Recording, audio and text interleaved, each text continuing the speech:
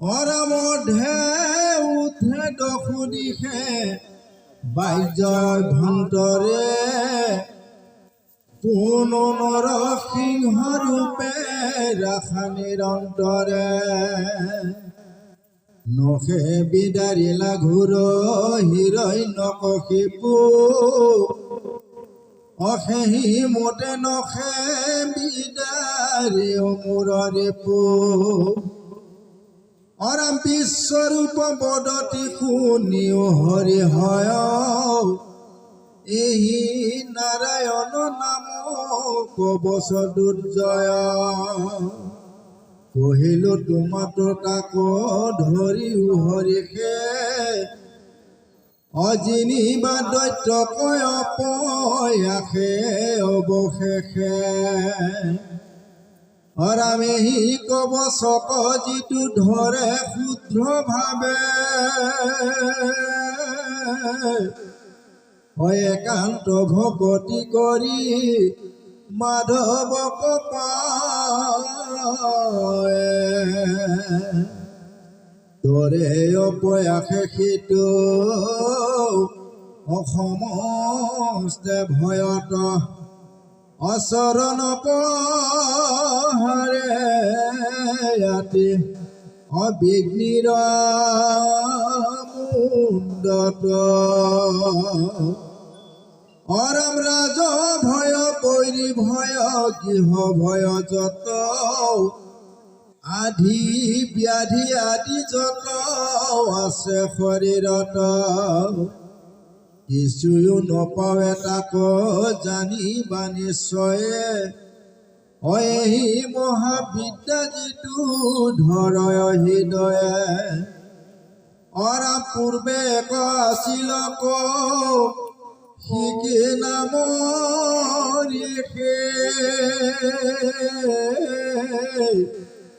অহি মহাবিদ্যাতেহে জানিলা হৰেষে। এই পঢ়ি যোৱা পদ কেইফাঁকিত নাৰায়ণ কবজৰ যিটো মাহাত্ম্য এনেকুৱা এজন ঋষিৰ কথা উল্লেখ কৰিছে যিজনে নাৰায়ণ কবচ কণ্ঠস্থ কৰি বুজি উঠি পোনে পোনে বৈকুণ্ঠলৈ গৈছে। এটা লিখিছে যে সমস্ত বিঘিনিৰ মুণ্ডত ভৰি দি নাচিব পাৰে নাৰায়ণ কবচ জনা এজন ভকতে।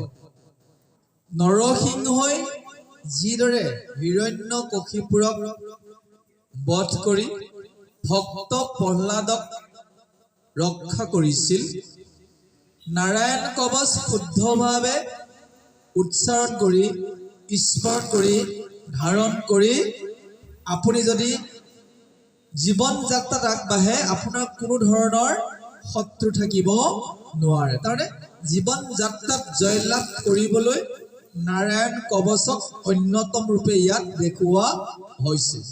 বিশ্বৰূপে কৈছে বিশ্বৰূপ বদতি শুনিও হৰি হয় এহি নাৰায়ণ নামক কবচ দুৰ্জয়।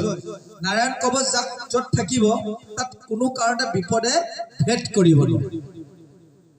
বিপদ আহিব আপোনাৰ, কিন্তু বিপদটো আপুনি হেলা ৰঙে পাৰ হৈ যাব। কিবা কাৰণে আপোনাক যম ৰজাই পিছা কৰিছে, কিন্তু যম ৰজাই আপোনাক নিব নোৱাৰে।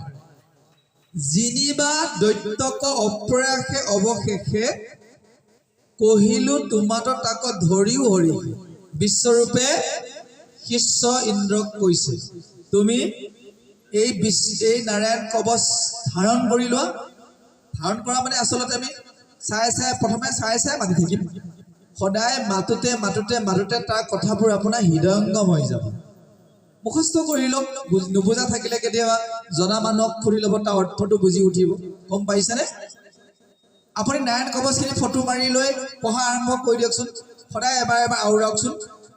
ভগৱানক আপুনি এখন আবেদন দিব লাগিব, প্ৰভু এইখিনি মোৰ মনত ৰাখিবলৈ ইচ্ছা গৈছে, তুমি সহায় কৰিবা। আপুনি অহংকাৰ কৰি নিজে পঢ়িলে কিন্তু মনত নৰব, পঢ়িব পাৰিব, মনত ৰব, আকৌ পাহৰি যাব। কিন্তু তেওঁক যদি দায়িত্ব দিয়ে, প্ৰভু তোমাৰ নাৰায়ণ কবচ মই কণ্ঠস্থ কৰিম, তুমি সহায় কৰিব লাগিব যদি বিনীতভাৱে আপুনি তেওঁক আবেদন কৰে আপোনাৰ কণ্ঠস্থ হৈ যাব যদি নুবুজা দুই এটা থাকে জনা মানুহক সুধি ল'ব একো অসুবিধা নাই এতিয়া ইন্দ্ৰই বিশ্বৰূপৰ পৰা গুৰুৰ পৰা যেতিয়া আদেশ পালে কণ্ঠস্থ কৰি ল'লে দৈত্যৰ লগত যুদ্ধ কৰিল আৰু অপ্ৰয়াসে জিনিব পাৰিল উল্লেখ কৰিছে এই কবচক যিটো ধৰে শুদ্ধভাৱে একান্ত ভকতি কৰি মাধৱক পায় আমালৈ আৰু এটা বাৰ্তা দিছে যিজনে নাৰায়ণ কবচ সম্পূৰ্ণ ভালদৰে জানি উঠিব তেওঁ ভগৱন্তক পাবই খাটাংকিত দান আৰু যদি ৰাজভয় আছে কিবা কাৰণে আপোনাৰ ৰাজনৈতিক ৰোষত পৰিছে কোনেও হিলাব নোৱাৰে আপুনি বৈৰী ভয় মানুহৰ জীৱনতটো শত্ৰু থাকিবই আৰু হয়নে কম আৰু বেছি কিন্তু ভকত হোৱাৰ পিছত শত্ৰুৰ সংখ্যাটো কমি যায় এটা সময়ত নাইকিয়া হৈ যায় শত্ৰুজনেও ভাবে ইয়াক শত্ৰুতা কৰি কি লাভ আছে বুজিব পাৰিছেনে তথাপিও যদি কাৰোবাৰ বৈৰী ভয় শত্ৰু ভয় আছে সেইটো নাৰায়ণ কবচ কণ্ঠত থাকিলে শত্ৰু ভয় নাই কেতিয়াবা আমাৰ গৃহ ভয় থাকে গৃহ ভয়টো বিভিন্ন কাৰণত থাকে আপুনি পৰিয়ালৰ সদস্য কিছুমানৰ লগত আছে আপুনি পৰিয়ালৰ মুৰব্বী 6 জনে যৌথ পৰিয়ালতো 6 জন 7 জন মানুহ একেলগে থাকে এজন মানুহৰ আন্ডাৰত 6 জন 7 জন মানুহে চলি থাকিব পৰা ইটো ভয়ংকৰ কাম কিন্তু শুদ্ধ পৰিয়ালতে নোৱাৰে মাক বাপেকে ল'ৰা ছোৱালীক শাসনলৈ আনিব নোৱাৰে মাক বাপেক দুটা মন এক হৈ আছে লৰাই টানে এফালে ছোৱালীয়ে টানে এফালে হ'ব পাৰে কিন্তু এই নাৰায়ণ কবচক যদি আপুনি শুদ্ধভাৱে ধাৰণ কৰে তাৰ শক্তিত সকলোবোৰ বগ হৈ থাকিব বুজিব পাৰিছেনে শাস্ত্ৰই কৈ আছে সেইকাৰণে মই অনুৰোধ কৰিম যিখিনি ব্যক্তিয়ে নাৰায়ণ কবচ ভালদৰে অনুভৱ কৰিছে ভাগৱতৰ ষষ্ঠ স্কন্ধত আছে 439 নম্বৰ পৃষ্ঠাত আছে ফটো মাৰি ল'ব লিখি ল'ব কণ্ঠস্থ কৰিবলৈ আৰম্ভ কৰি দিব সকলোৰে হে এবাৰ জয় কৃষ্ণ ইয়াত আৰু এটা কথাৰ সম্ভেদ দিলে যে নাৰায়ণ কবচ থকা ব্যক্তিয়ে বিখিনি অৰ্থাৎ বিপদৰ মূৰত ধৰি দি অনায়াসে বিপদ পাৰ হ'ব আৰু এই সম্পৰ্কত এজন ঋষিৰ কথা উল্লেখ কৰিছে গন্ধৰ্বৰাজ নাম কৌশিক আছিল গন্ধৰ্ব ৰজা তেওঁলোকৰ ৰথবিলাক মনৰ গতিত ফুৰে আমাৰ নিচিনা ৰাস্তাই পদূলিয়ে চলিব এনেকুৱা নহয় মনৰ গতিত বায়ুৰ মাধ্যমেৰে চলি থাকে অবাধে যায় এবাৰ কি হ'ল সেই গন্ধৰ্বপতিজনে কৌশিক নামৰ যিজন ঋষি আছিল তেওঁ নাৰায়ণ কবচ ধাৰণ কৰি বৈকুণ্ঠ গুচি গ'ল কিন্তু তেওঁ হাড় কেডাল পৃথিৱীতে পৰি আছে গন্ধৰ্বৰাজ চিত্ৰৰথে যেতিয়া সেই নাজানা কাৰণে সেই কৌশিকৰ হাড় কেডাল য'ত আছিল মানুহ এজন মৃত্যু হলে যদি দাহ কৰা নাযায় মাটিত পৰি থাকে তাৰ হাড়বোৰ থাকিবই বুজিব পাৰিছেনে তেওঁ চিত্ৰৰথৰ ৰথখন হাড়ৰ ওপৰত দিব এই গন্ধৰ্বৰ দেৱতাবিলাকৰ ৰথখনৰ যিটো মহিমা সৈন্যইদি যাব পৰা মহিমা নাইকিয়া হৈ গ'ল বৈষ্ণৱৰ হাড়ৰ ওপৰেদি গুচি গ'ল বুজি পাইছেনে লগে লগে তেওঁ পৃথিৱীত আমাৰ নিচিনা হৈ গ'ল তেওঁ ৰথ উৰাব নোৱাৰে কান্দি কুটি হাহাকাৰ তেতিয়াই তেওঁ পৰম সৌভাগ্য জনা ব্যক্তিক লগ পালে নাৰায়ণ কবচ কণ্ঠস্থ কৰিলে আৰু সেই কৌশিক মুনিৰ হাড়খিনি সৰস্বতী নদীত যেতিয়া উটুৱাই দিলে গৈ তেতিয়া তাৰ পিছতহে তেওঁ ৰথখনে পুনৰ আকাশ মাৰ্গত উৰিব পাৰিছে কিমান পাৱাৰ আছে কেনেকুৱা পাৱাৰ যে নাৰায়ণ কবচ জনা ব্যক্তিৰ হাড়ৰ ওপৰেদি যাওঁতেও গন্ধৰ্ব চিত্ৰৰথৰ মহিমা হেৰাই গৈছে আপুনি মই যদি নাৰায়ণ কবচ ধাৰণ কৰোঁ আপোনাৰ মোৰ মহিমাও অন্যতম হ'ব অতি সুন্দৰভাৱে ইয়াতে দিছে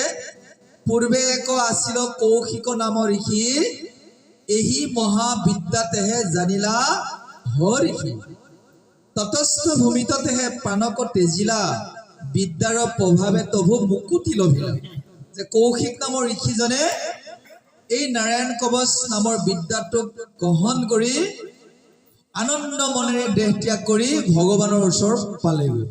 আপোনালোকেও যদি বৈকুণ্ঠত যায় তেওঁ ক'ব পাৰিবগৈ আপোনাৰ কথা পঢ়ি আহিছো জয় কৃষ্ণ পাবই। কাৰণ বৈকুণ্ঠ হৈছে ভক্তসকলৰ মহামিলনৰ মহাপ্ৰস্থান। বুজিব পাৰিছে? আমি বিভিন্ন পৃথিৱীত বিভিন্ন জীৱ জন্তু বিভিন্ন ৰূপত আছো। একগোট হ'ব পৰা স্থান কেৱল বৈকুণ্ঠ। এতিয়া ইয়াতে যিমানবোৰ মোৰ সন্মুখত আই মাতৃ প্ৰভুসকল বহি আছে একেখিনি জাগাৰে মানুহ নে বাৰু? নহয়। কোনোবা বৰঙাবাৰীৰ পৰা আহিছে, কোনোবা ইটো চুকৰ পৰা আহিছে, প্ৰভুজন আহিছে বেলেগ এটা দিশৰ পৰা, আমি আহিছো বেলেগৰ পৰা। আহি ক'ত লগ হৈছো? বৈকুণ্ঠ ধামত।